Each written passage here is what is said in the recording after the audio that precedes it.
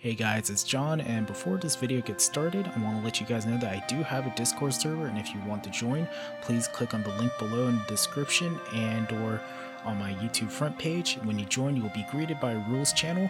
Scroll all the way to the bottom if you want to read the rules or not, but you will find a passphrase here.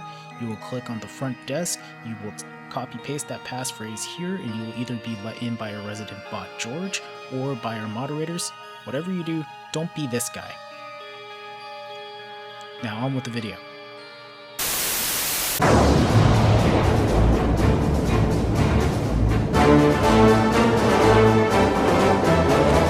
The I-225 is the latest claimant to the throne of glorious Russian bias. And unlike most Soviet prop fighters, this MiG-KB designed spaceship is designed for the explicit purpose of high-altitude interception, which occurred almost none of the time during the Great Patriotic War.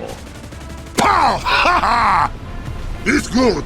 We begin as usual with the power plant, the almighty Macmillan AM42 FBV12 inline engine, which cranks out over 1750 horsepower under normal conditions and 130 more on takeoff. And of course, most Soviet inline engine fighters usually have a bad habit of asphyxiating at altitudes over 5,000 meters, becoming a laughing stock to anything that can enter flying at such lofty heights. You suck! But the I-225 has a secret weapon to combat this weakness, this being the K300B turbo supercharger mounted on the right side of the engine in place of the normal exhaust stacks. And for those who don't understand what this actually does for a plane at altitude like Devil Neighbor Vadim, this means that the engine is force-fed air at specific altitudes both mechanically and from the exhaust in order to maintain the highest level of horsepower possible, no matter how high you fly. This allows the I-225 to reach a top speed of 726 km per hour at over 10,000 meters with an excellent climb rate of about 21 meters per second, perfect for intercepting anything that dares to climb to space in its AO and think they can get away with winning the match by passive behavior. Do you wish for heavy to kill you? Wish granted!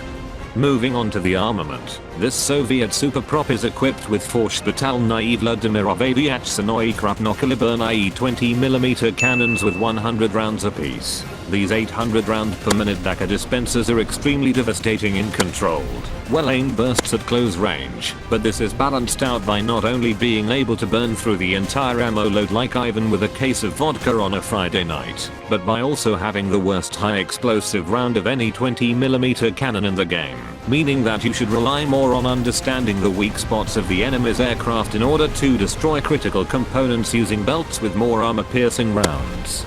Going into flight performance and handling, this Super MiG is an overall smooth operator from takeoff and into the fight, with excellent diving characteristics and decent maneuverability at all altitudes. However, the I-225 is meant to be a formidable high-altitude thought destroyer, which means while it is capable of both boom and zoom and energy fighting tactics at any altitude, it is best utilized whenever it gets above 5,000 meters, where it can use its definitely not a piece of shit cake engine with add-ons for maximum effect against inferior fascist and capitalist machinery of all kinds. Therefore, by the order of the Commissar, you shall avoid getting into extended dogfights with the incoming colony of enemy seagulls, and prioritize attacking the multi-engined passive behavior machines that are bombing your bases, or you will be sent to Gulag.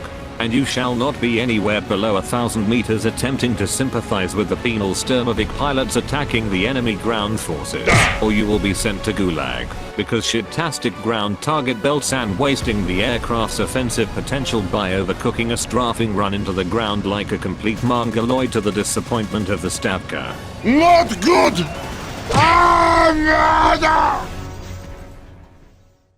It's now time for the mandatory review of modules and pilot skills. Besides the usual, this spaceship needs all its performance and survivability mods, as the cannons with an overly long Russian designation have very good default belts, and are guided by the hand of Stalin himself. And because it is a prototype, it does not have any provisions for carrying stones or catashes on board. For pilot skills, it's the usual routine of secret Soviet experimentation to create the perfect pilot, with the realization that he still requires vodka for maximum G-force tolerance. And that is how you fly the I-225. Now, get out there and dominate the stratosphere for the glory of the Union of Soviet Socialist Republics. Da da da da, da da da da. Come sing with me. Da da da da da. You are no match for me. Watch it, bitch. I am most dangerous man in history of world.